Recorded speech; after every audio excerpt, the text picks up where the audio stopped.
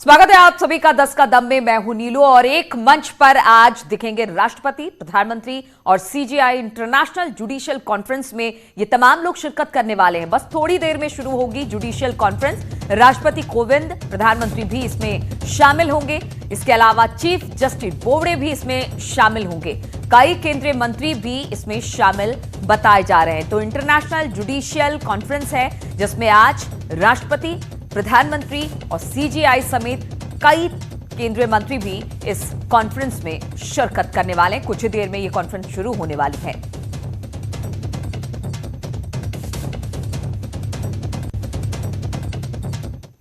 और दिल्ली का ITC Maurya hotel अमेरिकी राष्ट्रपति डोनाल्ड ट्रंप की इस भारत यात्रा को यादगार बनाने में जुट गया है। 4,500 स्क्वायर फीट का ग्रैंड प्रेसिडेंशियल स्वीट जहां पर सच धज कर तैयार है, वहीं मशहूर बुखारा रेस्टोरेंट में खास ट्रंप प्लेटर परोसा जाएगा। होटल की तैयारियों का जायजा लिया हमारे सहयोगी लक्ष्मण राय ने।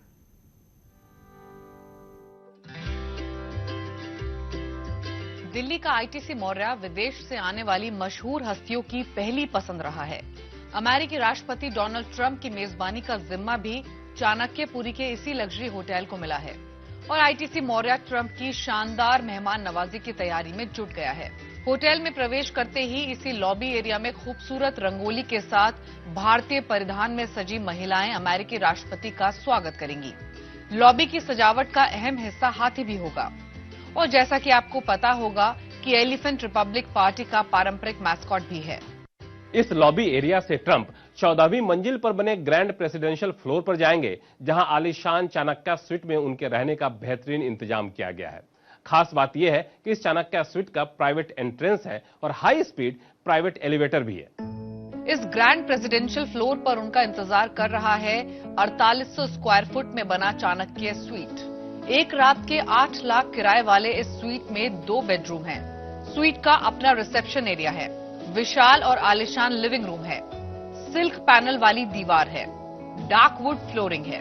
ट्रंप दंपति की अलग अलग तस्वीरों का कोलाज भी तैयार किया जा रहा है जो इसी चाणक्य स्वीट में सजाया जाएगा। पीकॉक थीम पर 12 सीटर प्राइवेट डाइनिंग रूम है, बेहद आधुनिक स्पा और जिम्नेजियम है। प्रदूषण को लेकर ट्रंप दंपति बिल्कुल बेफिक्र रहें, इसके लिए लॉबी में एक खास डायनामिक प्लाक लगाया गया है जो रियल टाइम पॉल्यूशन की जानकारी देता है। ये स्क्रीन ये भी बता रही है कि यहाँ की हवा WHO के मापदंड से भी ज्यादा स्वच्छ है। इतना ही नहीं, पूरा area state of the art security system से लैस है। सिर्फ रहने का ही नहीं बल्कि खाने पीने का भी बेहतरीन इंतजाम किया गया है।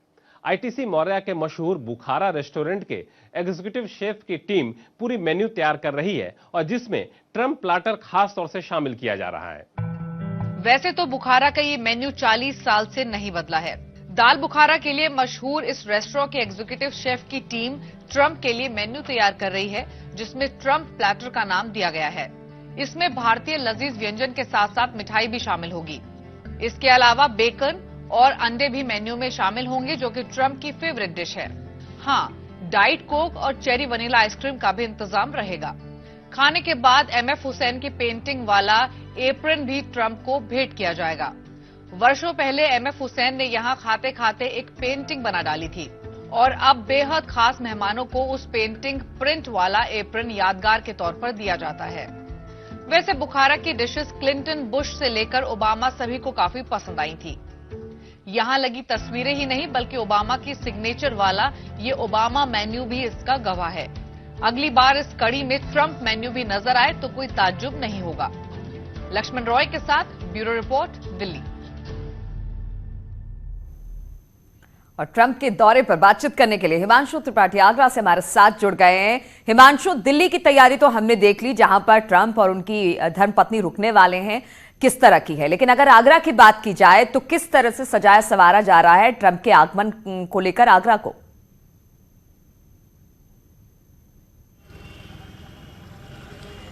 जी, आगरा में जबरदस्त तैयारी चल रही है और 24x7 काम हो रहा है। कई हजार कर्मचारी दिन रात लगे हैं और रात में पूरे माल रोड को सजा दिया गया होल्डिंग से। तो हम कैमरामैन मनोज शाही से कहेंगे वह उन होल्डिंगों को दिखाएं कि जिस तरह से ट्रंप और PM मोदी की दोस्ती है उसको होल्डिंग के जरिए दर्शाया गया है।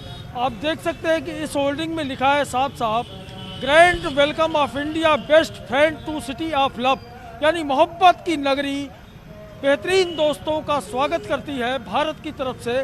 तो इसी तरह से पूरे माल रोड पर अलग अलग होल्डिंग लगाई गई है। किसी होल्डिंग में मोदी और ट्रंप दिखते हैं, तो कुछ होल्डिंगों में मोदी ट्रंप के साथ साथ ट्रंप की पत्नी भी नजर आती हैं।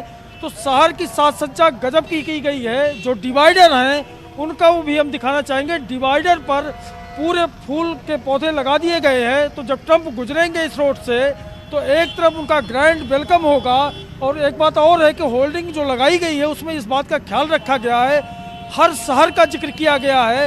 एक होल्डिंग और लगी है, उसमें welcome to Uttar Pradesh, home of the oldest city living city Varanasi, यानी वाराणसी के लोगों की तरफ से स्वागत किया गया है, भगवान राम की जन्मभूमि की तरफ से स्वागत किया गया। तो होल्डिंग में इस बात का ख्याल रखा गया है कि जो भी शहर है उत्तर प्रदेश के पवित्र शहर, उनका जिक्र है, उनकी तरफ से स्वागत किया गया है।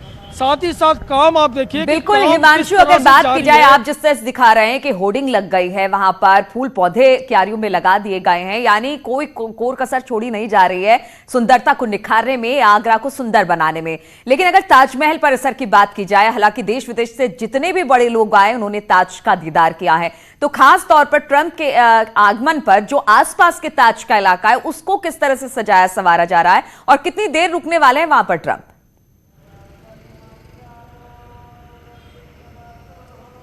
जी, ताजमहल में ट्रंप 1 घंटे करीब रहेंगे। ताजमहल में उनकी पत्नी भी साथ रहेंगी और 1 घंटे का पूरा कार्यक्रम ताजमहल के अंदर का है।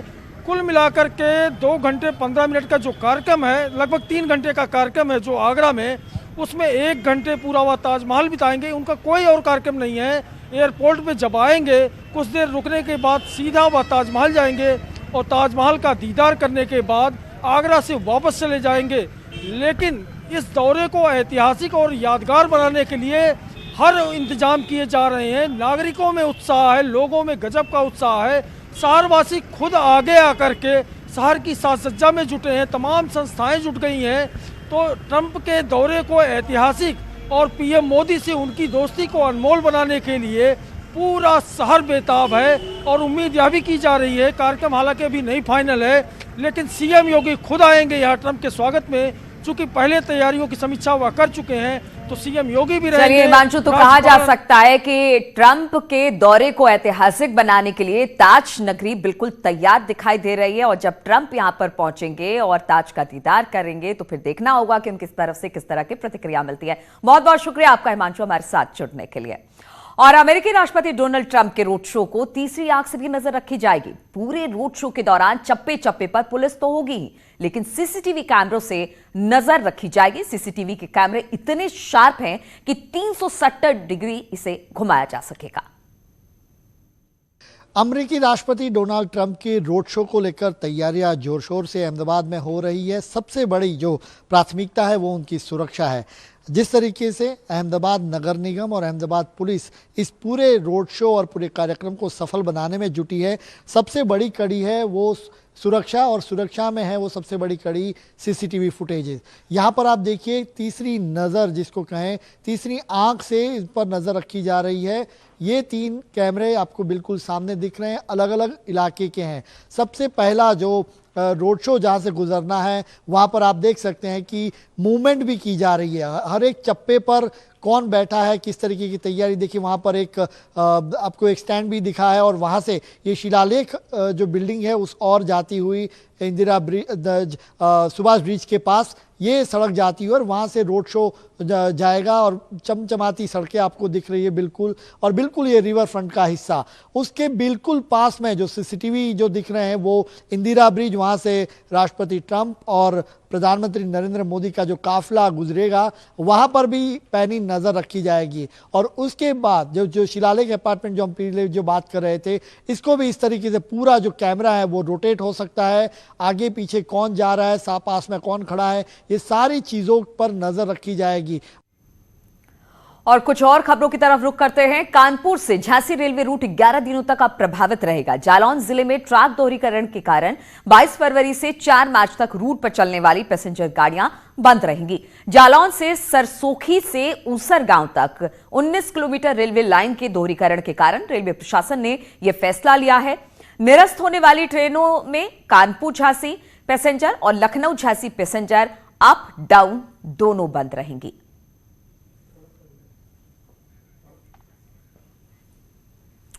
और बरेली से खबर लेते हैं। यहां पर चलती कार में अचानक आग लग गई है। कार के इंजन से चिंगारी के बाद यह आग लगी। कार में बैठे ये दोनों युवक कूदकर किसी तरह से अपनी जान बचाई है। फरीदपुर थाना क्षेत्र के गौसगंज क्रॉसिंग की घटना बताई जा रही है। आप तस्वीरों में देख सकते हैं किस तरह से आग ने इस गाड़ी को अपनी चपेट में लिया। बताया जा रहा है कि अचानक इंजन से चिंगारी निकली और वो आग में तब्दील हो गया। कार में बैठे हालांकि 2 युवक ने समय रहते कूदकर अपनी जान बचा ली है। फरीदपुर थाना क्षेत्र के गौरीगंज क्रॉसिंग की ये घटना बताई जा रही है।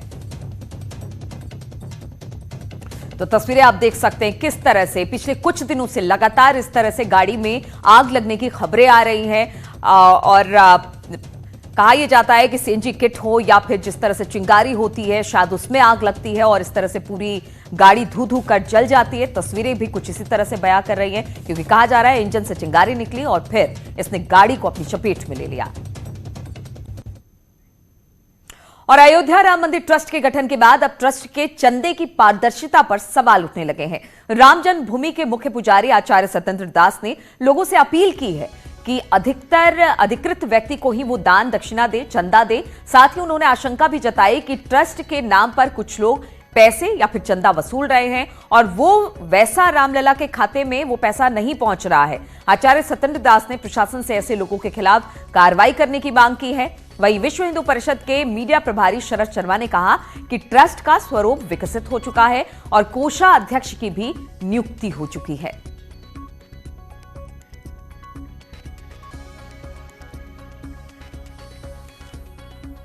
बहुत लोगों ने रामलला के नाम से पैसे वसूल करके और अपना भवन बना रहे हैं, अपना कार्य सिद्ध कर रहे हैं, लेकिन रामलला के एक पैसे भी देते नहीं हैं।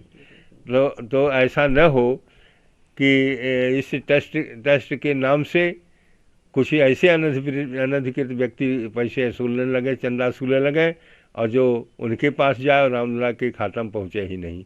इस पर विशेष ध्यान देना चाहिए प्रशासन को। स्वाभाविक है कि जो न्यास या ट्रस्ट या संस्था बनती है तो उसका बैंक में अकाउंट होता है और यहाँ तो दिव्य और भव्य मंदिर निर्माण का प्रश्न है। मंदिर निर्माण होगा तो स्वाभाविक है ट्रस्ट जो है खाता खोलेगा। खाते में जो है किस बैंक को निर्धारित करते हैं उस बैंक में जो है। और इस वक्त एक बड़ी खबर बुलंदशहर से आ रही है जहां पर नरसेना में नहर कट गई है जिसकी जद में आने से कई गांवों की हजारों बीघा फसल जलमग्न हो गई है। नरसेना के कमालपुर के पास ये नहर कटी है। बताया जा रहा है कि कई गांव इसकी चपेट में आ गए हैं। उनकी जो फसल लगी हुई जमीन थी वो इसकी चपेट में आ गई है। तो बुलंदशहर के नरसेना से खबर है, यहां पर नहर कट गई है जिसकी जद में आने से कई गांव डूब गए हैं, जलमग्न हो गए हैं। हजारों बीघा फसल बर्बाद हो गई है। तो नरसेना कमालपुर के पास ये नहर कटी है। तस्वीरें आप देख सकते हैं किस तरह से नहर कटने के बाद जो खेत थे उसमें पानी भर आया और यहां पर फसल खड़ी हुई है। लोगों को सबसे ज्यादा चिंता अपनी फसलों की है क्योंकि कहा यह जा रहा है कि पानी की वजह से ये फसल खराब हो जाएगी। तो बुलंदशहर से खबर है जहां पर नरसेना में नहर कट गई जिसकी जद में आने से जो गांव की हजारों बीघा फसल है वो जलमग्न हो गई है। तस्वीरें भी आप देख सकते हैं। नहर कटने के बाद पूरे खेतों में पानी किस तरह से अंदर की तरफ घुस गया है और लोगों को चिंता अब अपनी फसलों की सताने लगी है।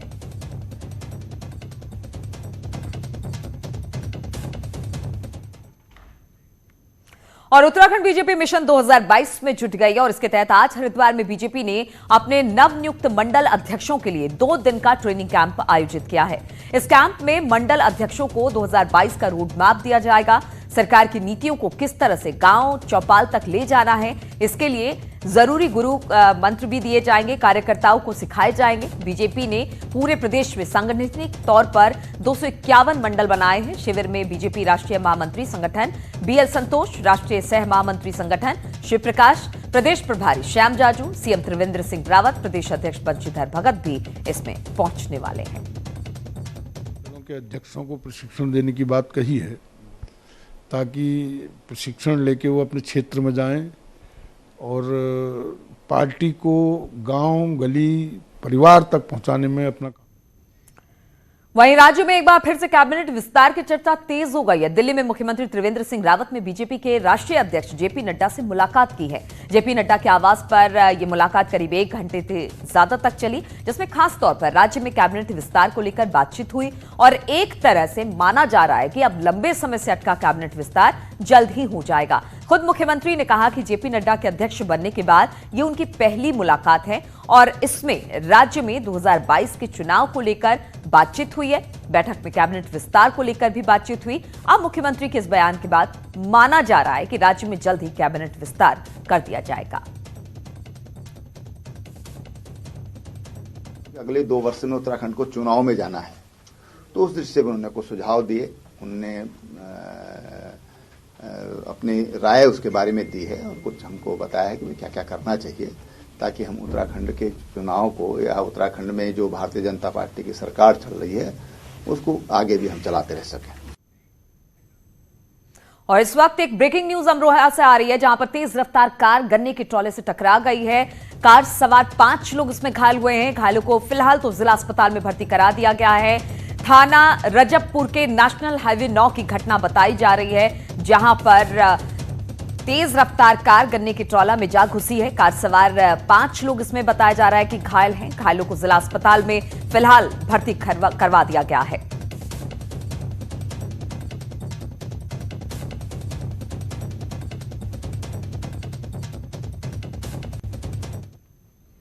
और 17 फरवरी से लखनऊ में 15 साल की लड़की की संदिग्ध मौत का पुलिस ने खुलासा कर दिया और जब सच सामने आया तो सबके होश उड़ गए।